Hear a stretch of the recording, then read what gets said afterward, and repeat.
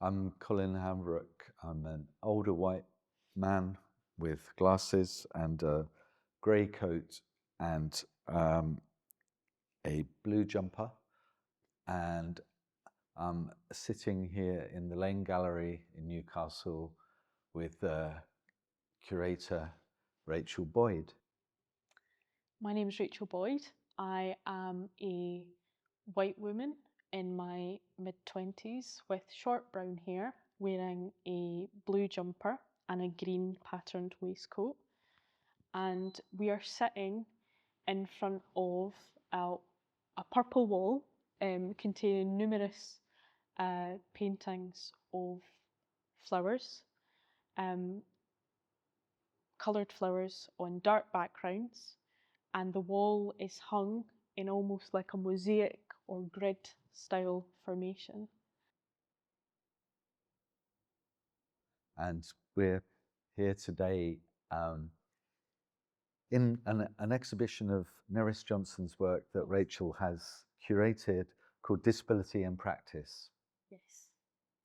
So one of the first things that occurs to me,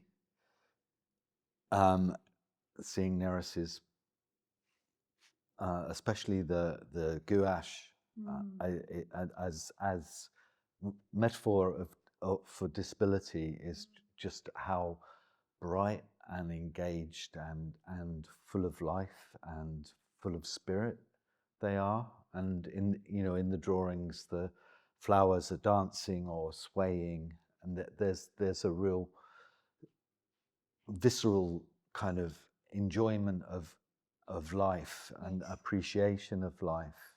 Yes.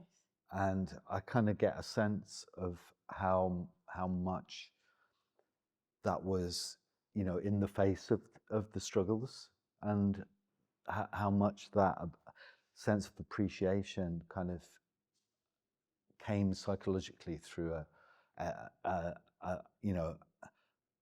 understanding life in a much deeper and grittier way through the rheumatoid arthritis and the challenges of an impairment. Yeah, absolutely.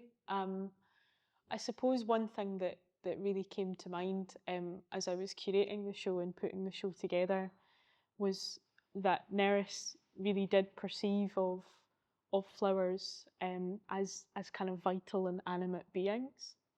And that question of animacy is something that kind of continues to perpetuate ideas around disability in a very politicised way, in thinking about our right to life and what agency and authority and autonomy we have in the world today. And I think for me, there was a sense that Nerys was continuously fighting against this idea that her rheumatoid arthritis incapacitated or immobilised her. Although you're right in saying that there was quite significant barriers in terms of the fact that it was a degenerative condition, and it was one that meant that there was a real gradual deterioration in her bones and joints, which affected her range of movement and her ability to manipulate materials.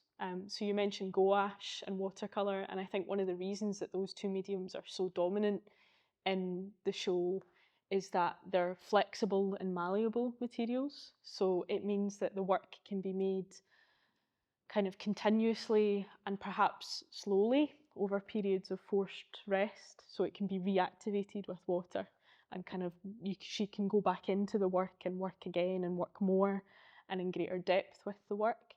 And you see that actually in the dating of some of the work that kind of happens over a couple of days at a time. But to come back to this idea of animacy, I think um, there's a sense in which she's accounting for how flowers might be seen themselves as animate and vital beings, and how there's a kind of very slow, almost imperceptible movement and change that happens within the life cycle of flowers between these cycles of bloom, blossom, and decay.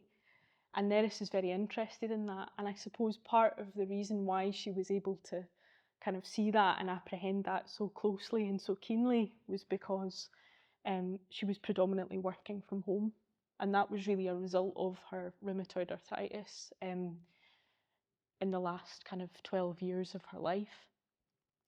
So there's a real sense in which her observations of flowers and of plant matter are very much influenced by disability, as much as the kind of materials and methods and medium that she's working in. And the images of her are also talk about access. You know, she's sitting, she's drawing on a flat plane, Yeah.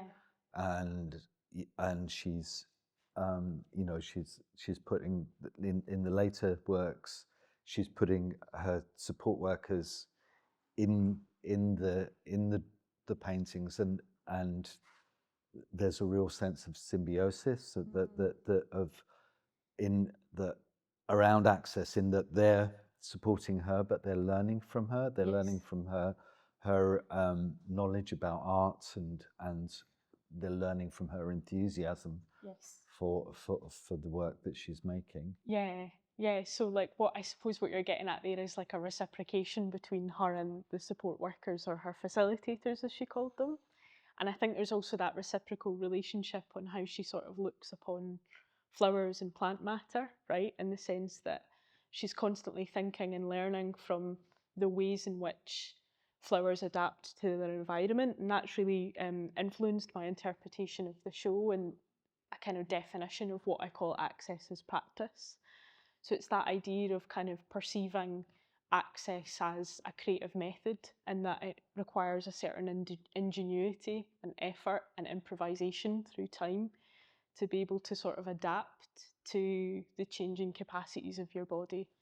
And flowers also respond to their environment, right? So kind of potted or planted, they move whatever way they can. And there's a real sense that from 1992, when Nerys starts to sort of formally employ facilitators and gradually depends more and more on that voluntary and indeed sometimes paid labour to facilitate her practice, that those people become part of a bigger ecosystem, right? So that language of kind of organic shapes and forms and plant life really comes into its own through that series. And it's what we would call now a care network, right? We've got languages for this. We talk about, in disability studies, we talk about kinship, or we talk about care networks. And for me, this is what Nerys was gradually trying to adapt in her own life.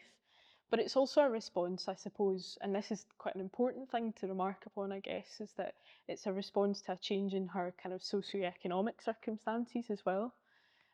So she was formerly the chief curator of Durham Light Infantry Museum, and she worked there for nearly 30 years. And before she went to Durham, she had a brief career at the Laing, which is part of why the collection ended up here.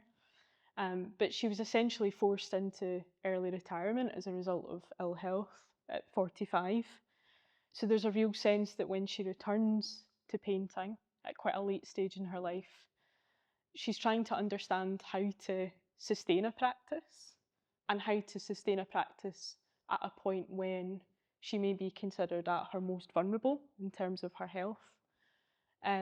So the recruitment of kind of facilitators and the use of that social network was quite profound in facilitating those circumstances, and almost developing a system of patronage for the work as well. So she's really keen on calling upon histories of artists that may have had assistants or patrons, and seeing the support network as functioning in that way.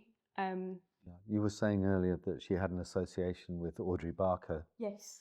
Whose work was underpinned by access, but access for herself, but access for all of the artists that she drew into the institution that she created. Yes, absolutely. And how much was Nerys a part of that?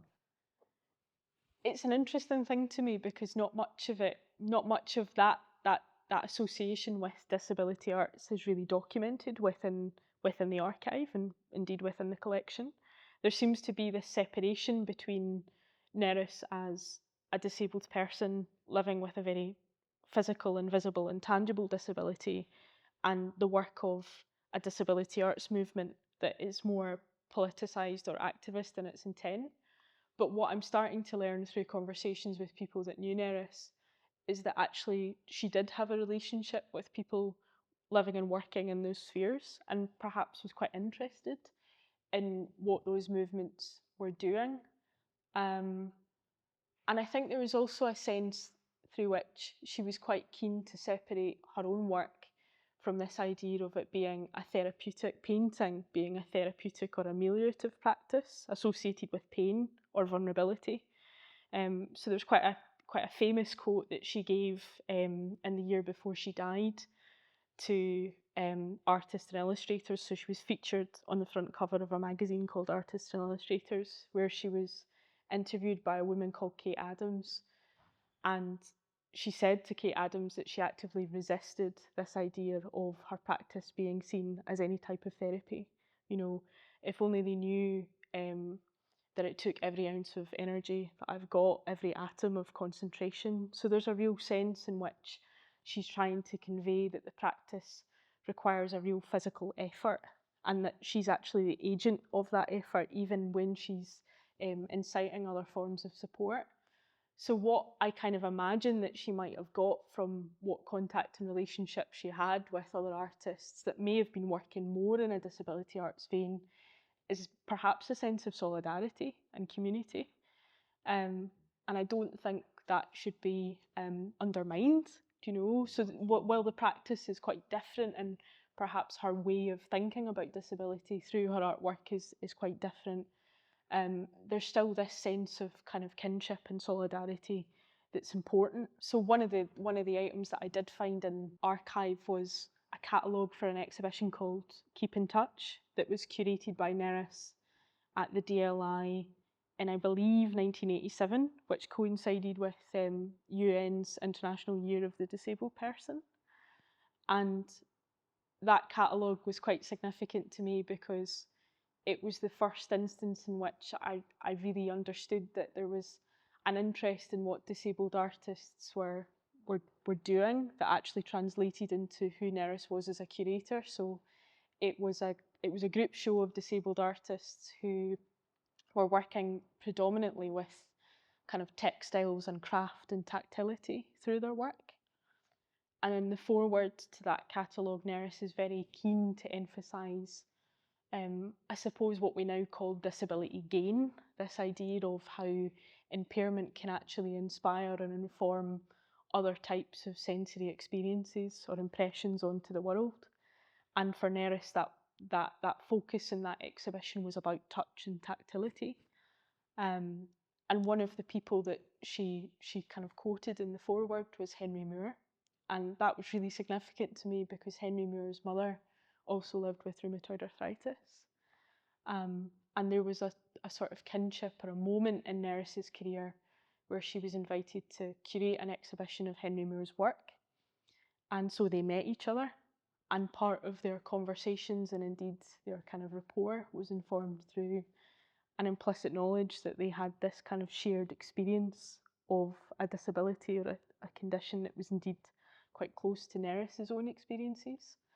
And so it felt to me that Nerys was quite curious about how indeed impairment could inform a different type of relationship onto arts practice. So while a lot of that in my own mind and at this point is quite unconfirmed because not so much of that material exists within the archive, it still feels really important when there is that mention of it, or where there's those instances that she's tried to lean into what disability. She's looking for a disability aesthetic, isn't she? Yes, absolutely. Though there's the sunflowers and the tree tunnel, and also the chiffon, the sunflower with the chiffon, Yes, where you can see the forms of in an abstract way. You can see the form of the body yes. and representing the disabled body within those forms. Sunflower Daisy is oil paint on paper, painted in a portrait style, and it features a sunflower which has been rendered with its petals touching the very edges of the paper. It is a brightly coloured yellow sunflower with quite a distinctive eye in the centre, and 2 green leaves and stem towards the bottom of the composition. It's a bright and uplifting work that seems to show how the sunflower turns itself fully towards the sun. And it also made me think, especially the tree tunnel drawing, made me think Yes. about Hockney. Okay, and interesting. you know, Hockney's tree tunnel images, and how they're very much about the relationship between humans and the natural world. Yes. And she's kind of drawing on that language to create a disability aesthetic. I think so. I think so. And I think so much of that early work in particular, you know, in some ways, one of the real joys of working with this collection is that you're working with an artist's remaining estate, and you kind of get to sense what the trajectory of their work in practice might look like. And that's also part of why the exhibition is called Disability and Practice. It's that idea of kind of getting at the processual, and not just in the sense of developmental drawings or sketches, or being able to trace artistic development in a chronological way. It's also about kind of establishing a language with which the artist talks about their own practice, right? And I suppose what I sense in the early work is, as you've so rightly said, this interest in the body. And this interest in the body later collapses into this interest in flowers. And there's a very specific moment that I kind of began to understand that in the archive, wherein there's a work called Abstract Nude from Behind. And it is very much about kind of line, shape, and form. And those are the conditions that then follow a lot of the early works that are looking at flowers. You know, this idea of kind of metamorphosis, of growth and of change. So as, you know, the natural landscape finds a way to kind of weather change, so must Nerys at this point in her life, right? And the way in which I sort of see her practice as a whole is about kind of strategy, right? So she's living with a condition that she knows will change and alter her bodily capacity through time, and her disability aesthetic and kind of utilising flowers as a kind of discourse and a metaphor and a visual language is very much about understanding that, and maybe also conveying that to the viewer, this idea of the kind of beauty and how nature adapts through time. It really comes alive in the sketchbooks as well, doesn't it? Because it's like, you know, her love of drawing Yes. Yeah. is in those sketchbooks, and there's quite a variety of styles of drawing, because she was, you know, she had this very visceral mark making process, that kind of capturing the vitality of life and being alive, but she also had a more studied technique, and so you kind of get a real sense of her personality, I think, through the variety of mark making, and she had a real sense of humour, didn't she, as well? You know, I kind of in the later visit to Venice, the 3 lady artists and a wheelchair. Yeah. She's kind of there's a sort of self-deprecating humour in that, which is really again, it's sort of gently mocking herself, but also it's like, you know, this is my life, and a real appreciation of life in that as well. And like you were saying earlier about that sense of community and flowers, the way that flowers communicate, and the ecology of the natural world, and that's kind of reflected in the relationships that she drew around herself to inform her practice and to support her practice. I absolutely love how you've picked upon the draftsmanship, and draftsmanship being a real quality of the early work and indeed of the show, because I think it's really important. Because Nerys, in her own lifetime and in the years before the Laing acquired the collection in 2022, was predominantly known as a flower painter.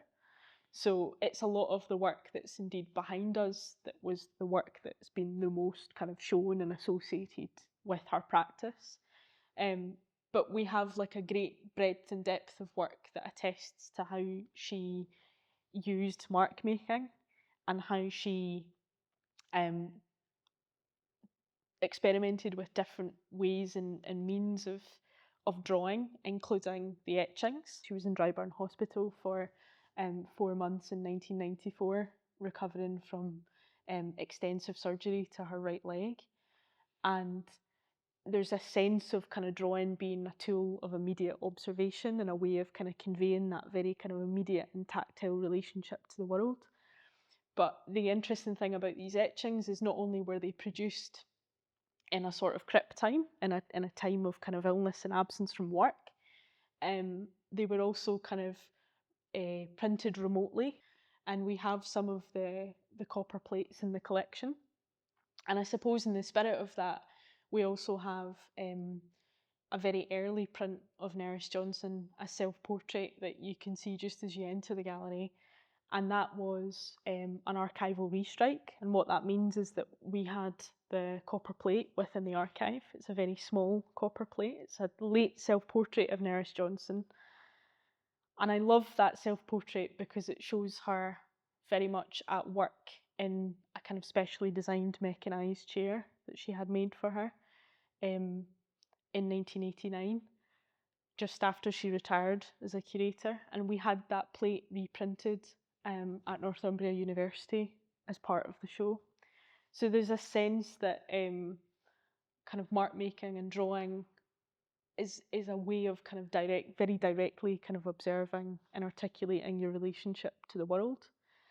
And she decorated that chair with flowers as well. Absolutely. Yeah. So it becomes very much part of how she saw herself, right? So it, like flowers become like a kind of visual language for kind of thinking about herself, thinking about her relationship to the world, thinking about her practice. So in Anxious Self-Portrait, there's this sense that she's sort of almost a bit lost among the flowers. Although she's kind of pictured beside them, there's a sense in which what she's feeling, this kind of anxiety that she's titled the work Anxious Self-Portrait, but certainly there's a kind of sadness to that work, is also reflected in the flowers, that are themselves kind of gradually deteriorating and decaying. And again, in Fallow, which is the work that's positioned beside it, there's this real sense that actually the fallow period of that life cycle of plants and of flowers is also a fallow period in Nerys' own life and relationship to herself, which I think is something that we can all relate to. I think as disabled people, that you're kind of constantly moving through these cycles of kind of rest, recovery and illness. And while there can also be great joy, like you said, with three lady artists in a wheelchair, and great kind of cause for celebration and ways in which we can come together and indeed laugh at ourselves, there's also sometimes vulnerability, and it felt important to show that. That while the work is joyous and exuberant, it also contains quite a deep sensitivity and emotional language that I think she feels that she's almost sharing with the flowers, or that the flowers come to represent for her. So it felt like one way in which I could kind of get those ideas through or translate those ideas was in pairing and curating those two works together. To the left we have a work titled Anxious Self-Portrait. It's a landscape work featuring a self-portrait of the artist Nerys Johnson, who is looking particularly forlorn and is shrouded in a canopy of flowers at close range. It's a charcoal on paper work that has been rendered such that Nerys looks perhaps a bit lost among the bouquet. And beside that is a work called Fallow, and it's a portrait style work that features a bouquet of wilting and decaying flowers rendered at quite close range. It's also charcoal on paper and features the same distinctive sketchy style. Yeah, there's a drawing of her, a self-portrait that she's done from above, and it struck me looking at that how much she's kind of drawing herself as a flower. Yes. In that drawing. Absolutely. And that is illustrated by that perspective. I think we probably should draw this conversation to a close. We could probably go on forever, but there's very rich material. Thanks. That's great. Thank you.